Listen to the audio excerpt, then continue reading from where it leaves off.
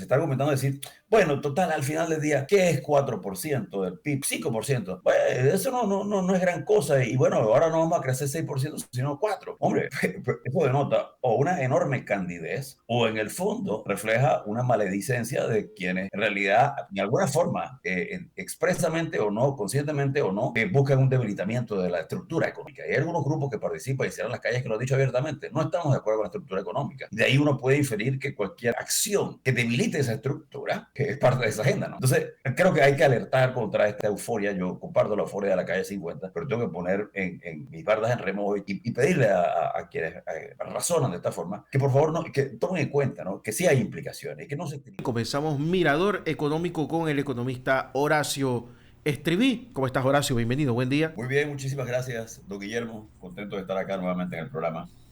Y también está con nosotros colaborando en esta sección el ingeniero Javier Castillo. ¿Cómo estás, Javier? Bienvenido, buen día.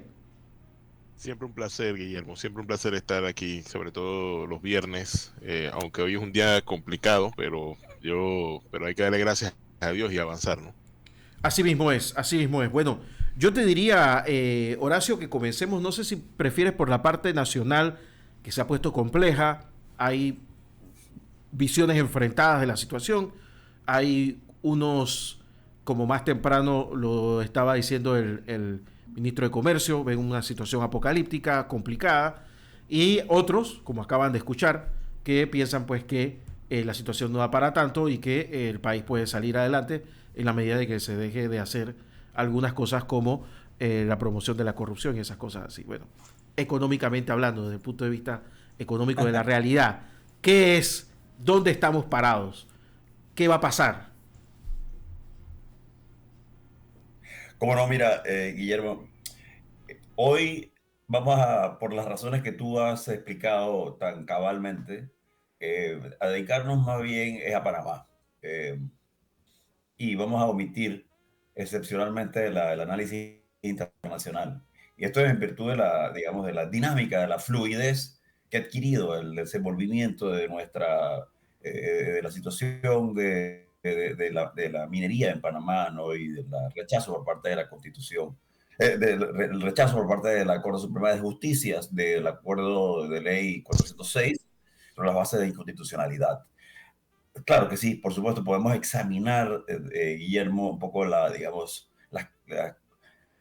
las implicaciones de tipo económico, sobre todo macroeconómico, macrofiscal, y quisiéramos integrarlo al análisis, que de hecho ya es algo que veníamos advirtiendo lo que iba a ocurrir y es efectivamente lo que ocurre. Inmediatamente se produce la posición por parte de la Corte Suprema de Justicia. Podemos analizarlo y retomar algunos aspectos, como el tema de la posibilidad de grado de inversión, la reacción de los mercados, etcétera. Sin embargo, me gustaría que el análisis económico fuera implícito, de otro, que fuera integral a otro análisis que es un poco más de carácter conceptual, filosófico o retórico, si se quiere. Y son los puntos que quisiera examinar, ¿no? ¿En qué sentido, Guillermo?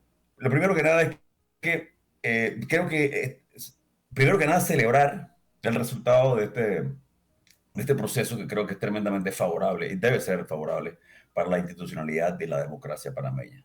Hay que felicitar naturalmente a la reacción espontánea eh, y cívica de muchos grupos que efectivamente concurren a las calles a exigir que se cumplan una serie de inquietudes sociales con respecto a la minería y que posteriormente, al ver la reacción de la Corte Suprema de Justicia, el anuncio de la Corte Suprema de Justicia pidiendo calma, pidiendo paciencia, pidiendo que se respetara el debido proceso, se retiran, se repliegan de las calles, ¿no? Y mantienen una posición un poco más moderada.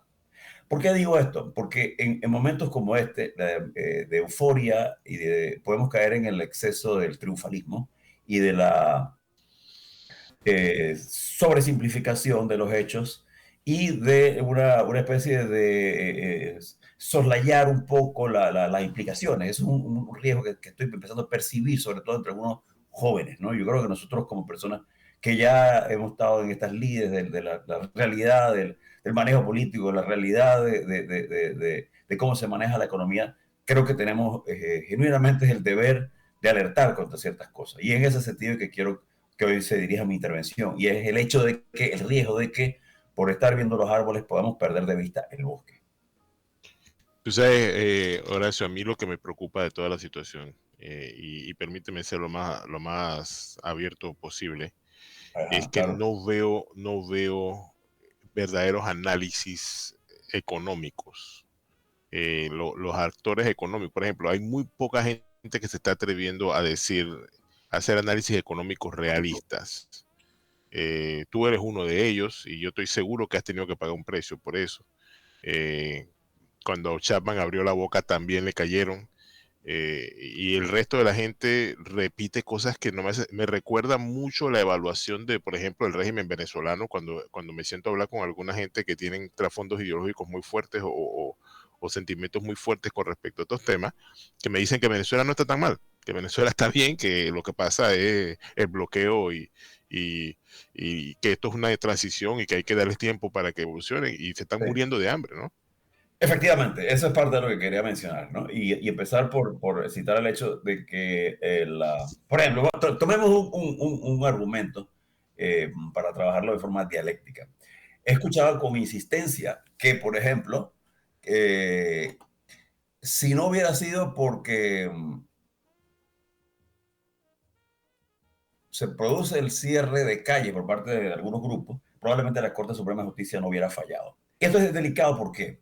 Ahora, porque primero que nada parte de un giro retórico o dialéctico que consiste en debate en lo que se llama un argumento contrafactual, contra un hecho, y que es difícil de comprobar. ¿Por qué? Porque su comprobación depende de que efectivamente, después digamos, la ronda inicial de hechos de las protestas que se dieron hubiera implicado que la gente saliera de las calles y que entonces la Corte no hubiera fallado como falló. ¿Me explico? Entonces son hechos que tú no puedes comprobar. Pero, y es tremendamente especulativo, pero la gente lo dice casi como un credo, así, menos mal que esos grupos cerraron la calle, porque si no lo hubieran cerrado, quién sabe qué habría ocurrido. No hubiera fallado la Corte, pero de nuevo, es un argumento contrafactual porque no hay forma humana de demostrar que es cierto o es falso, ¿no? Ahora bien, entonces tenemos que asumirlo como cierto. Y lo único cierto de ese argumento es que más allá de la validez o no, y creo que era válido la inquietud de la gente y los hechos están demostrando, ¿no? Que había fundamento en la inquietud de las personas, de la ciudadanía en general.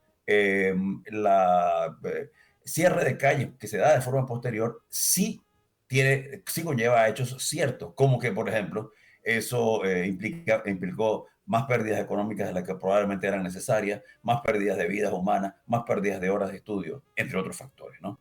Entonces hay que tener mucho cuidado porque en este momento la dialéctica se vuelve bastante ligera, bastante liviana y tiene poca profundidad. Entonces yo me atrevo a disputar este argumento, sobre todo porque primero que nada no se puede sustentar en hechos ciertos. En segundo lugar, y esto es lo más importante, ¿no? Que puede sentar, de hecho, sienta un precedente al futuro. En este país, que básicamente consiste en que el grupo que no le gusta puede cerrar las calles el día de mañana. Ayer justamente discutía con una joven, debatía con una joven, bastante ardorosa, y me decía, mira, la cierre de calles no fue lo mejor, pero fue necesario. Y le pregunto yo, ¿y qué considerarías tú si hoy por hoy los grupos que apoyan a la minería, que están saliendo, cerraron la calle? Dice, no, eso hay que reprimirlo, eso hay que sacarlos de la calle. Y yo pregunto, ¿y por qué no? Dice, porque ellos no tienen razón, la razón la tenemos nosotros.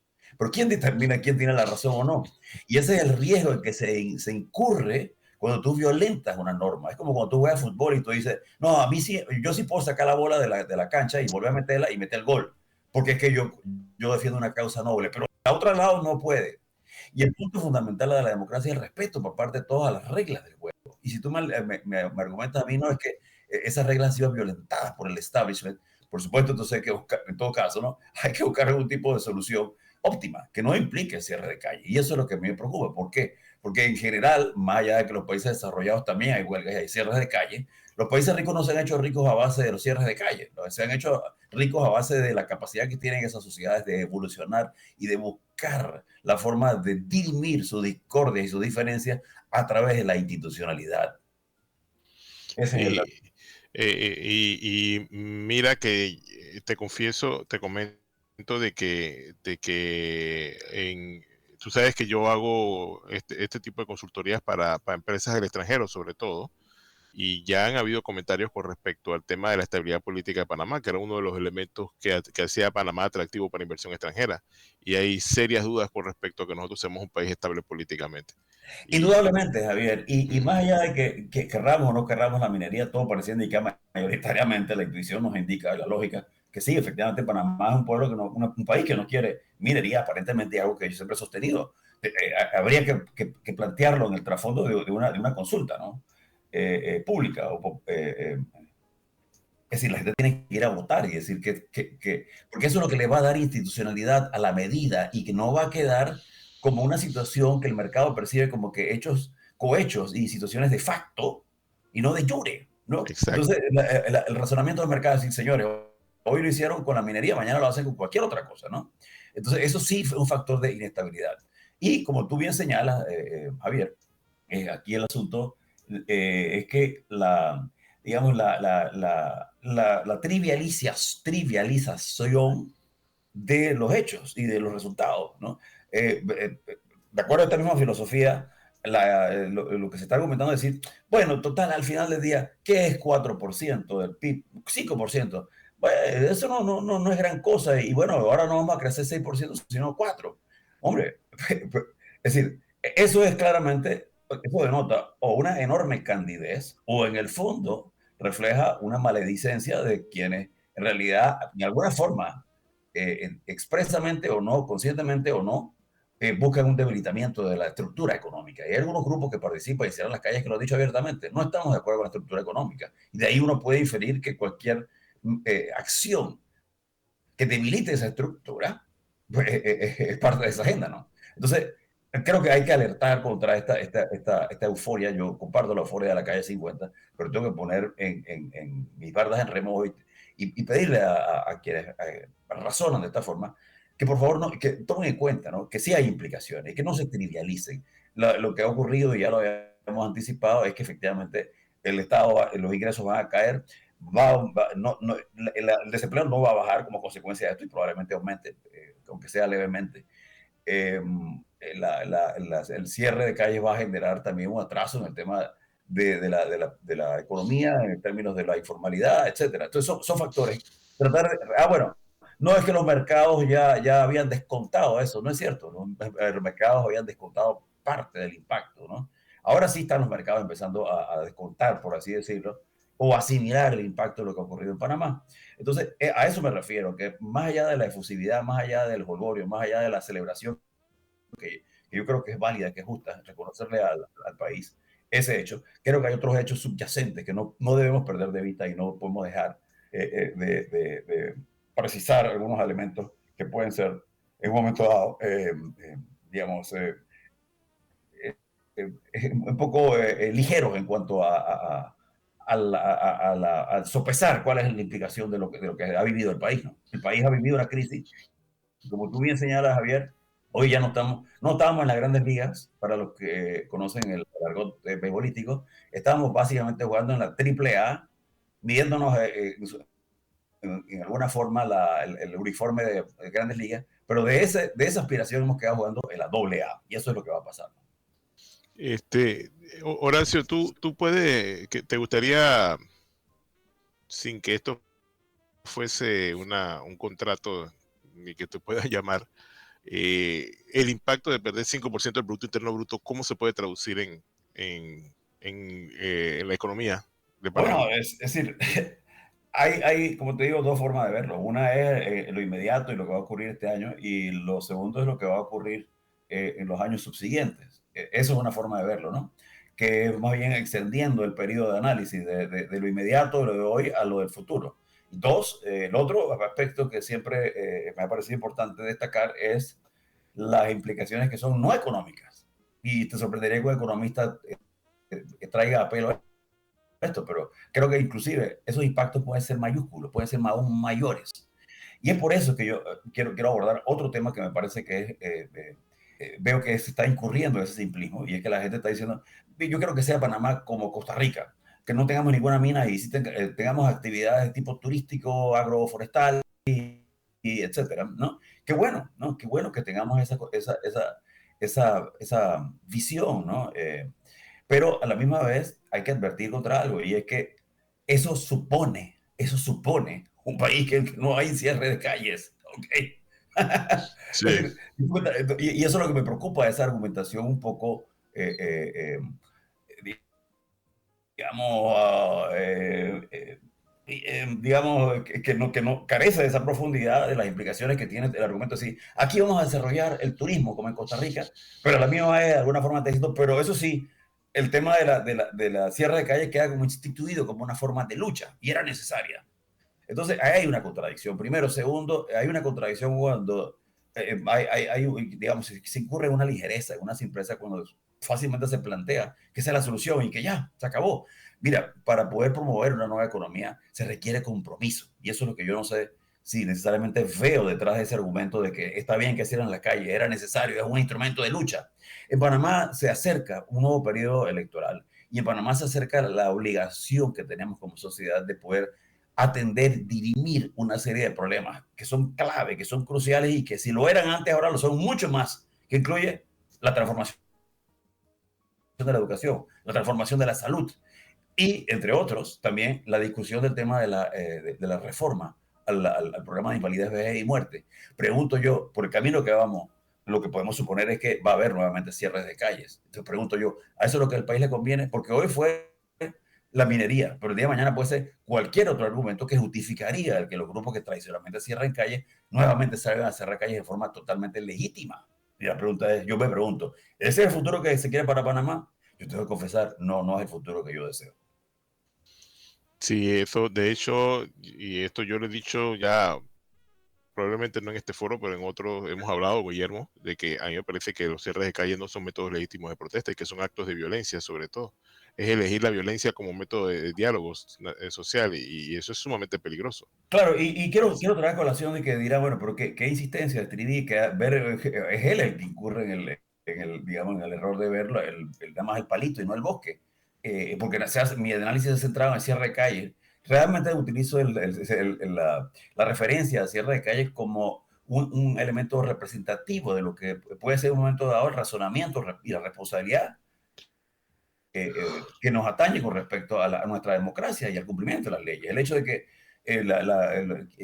cualesquiera de las instancias o los órganos del Estado no haya cumplido enteramente o sí haya cumplido a medias su responsabilidad, va a llegar un momento donde no podemos continuar por ese sendero, decir, no, lo que pasa es que ahí se violentó la Constitución y tenemos que salir a la calle, porque entramos en una especie de círculo vicioso. En algún momento tenemos que decir, mira, hasta aquí llegamos. Lo que queremos ahora mismo es desarrollar una sociedad consensual, evolutiva, tolerante, lo cual me lleva a otro aspecto, y es que de todo lo que, digamos, lo bueno y lo malo, hay algunas cosas feas, y otra de ellas que debo mencionar es los ataques frontales que he visto, primero que nada contra una dama periodista, ¿no?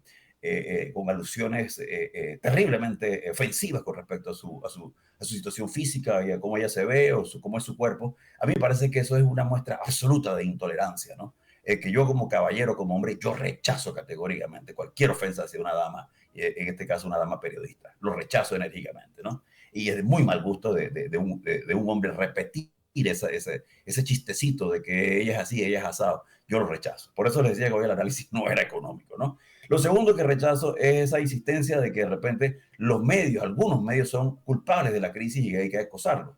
Eso va bastante en la línea parecida a la del cierre de calle, ¿no?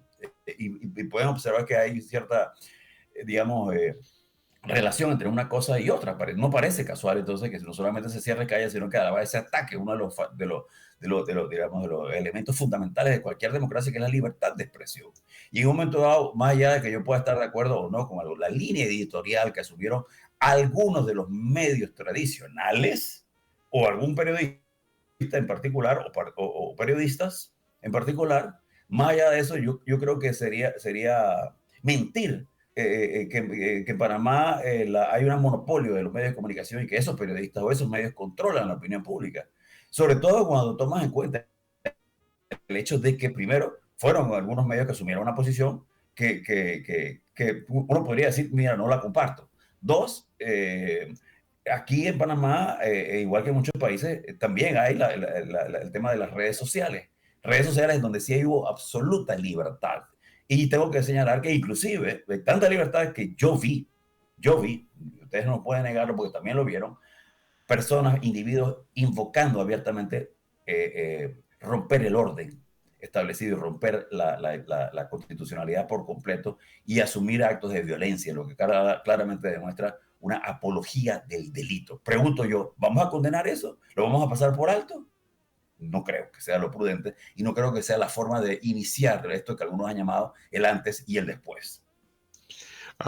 Tú sabes que ahora que lo mencionas, sin lugar a duda, me parece a mí que sí, que hay un componente de no querer analizar, pero hay un componente también de querer, como dices tú, de querer hacer algo dañino, ¿no? O de cambiar un sistema. Porque cuando yo veo el cuadro, esto me parece tan parecida a las discusiones con respecto a la economía de los países que están en problemas económicos y que siempre salta alguien a decir, no, no están en problemas económicos, ellos están bien. Hay una especie de... Eso se llama negación en psicología, ¿no? Negación. Exactamente. Esa puede ser una de las excusas, no, de las explicaciones, y lo que yo llamaría entonces como un exceso de candidez, ¿no? Frente a la realidad, o hay una maledicencia que efectivamente lo que busca es subestimar los impactos con plena conciencia de que esos impactos sí son grandes y que sí van a tener un efecto sobre la población y sobre la economía. Entonces, o eres excesivamente cándido o hay dentro de tu argumento algún nivel de maledicencia, de una agenda oculta, ¿no? Sí, así es. Y una cosa es liberar efectivamente y exitosamente la lucha que se ha librado y lograr que la Corte se reitere en cuanto a la inconstitucionalidad de lo actuado. Pero eso es una cosa. Y otra cosa es luego de eso decir, y no se preocupen que si los mercados no les gustó lo que hicimos, bueno, allá los mercados, allá el capitalismo, allá las empresas, porque esa es otra. Ha habido un resurgimiento de pronto de esta retórica de anti-inversionistas y anti-extranjeros, ¿no? Que trasciende, rebasa el tema de que, bueno, de que si hay un país o no que está invirtiendo en la mina o no, y va a borda y dice, es que aquí no queremos tampoco extranjeros. Lo he escuchado. Y ustedes dirán, no, pero escribí, esos son un grupo de personas, son algunos. Bueno, les sorprendería ver que cada vez más el argumento es como que empieza a calar, ¿no? El argumento es que aquí vienen los ricos a despojarnos a los panameños de nuestro trabajo, de nuestra riqueza. Entonces, esos son los factores que al final nos preguntamos, ¿son esos la esencia y la base del pensamiento que van a caracterizar esta nueva etapa de Panamá? Sí, esa es una gran pregunta. Esa es una gran pregunta. Guillermo, yo no sé si tienes algún comentario. Yo estaba pensando lo estaba escuchando atentamente y estaba pensando en el caso de Venezuela. Yo quiero recordar que Hugo Rafael Chávez Frías no llegó a la presidencia de Venezuela por un golpe de Estado. Llegó con votos y no llegó con votos de un movimiento radical de izquierda. Llegó con votos de la gente y con todo el aparato empresarial, todo el aparato empresarial, todo el aparato de medios de comunicación detrás. E incluso cuando ganó, varios años después siendo presidente, Hugo Chávez era muy popular entre muchos de los que ahora viven en Miami, viven en España y viven en otros lados, que fueron los primeros que agarraron sus capitales y lamentablemente tuvieron que salir de su país, pero tenían los recursos para hacerlo. Y ese otro grupo de venezolanos que quedaron ahí son los que están pasando por Darién. Todos estos ataques a los medios de comunicación, en especial a los periodistas, ya se ha ensayado recientemente en Colombia, que se atacó a RCN y a Caracol, y se hizo en Ecuador atacando a Teleamazonas. O sea, cuando digo ataques, no es que se paraban afuera y gritaban, no. Que se le tiraba bomba molotov, que se trató de quemar los estudios, que se destruyeron las partes delanteras del frente de los canales. O sea, ya estas fórmulas se han ensayado. Si esto no se para ahora, nosotros vamos a seguir al siguiente estadio, que es este. Yo estaba en el estudio de Caracol cuando entró Vicky Dávila con 4 guardaespaldas que la acompañan a sol y sombra. Queremos que nuestros periodistas en Panamá tengan que andar con guardaespaldas, uno de un lado de la puerta y el otro del otro lado de la puerta. Bueno, si lo queremos hacer, cambiemos, porque vamos en el rumbo a esa de colisión, a esa realidad.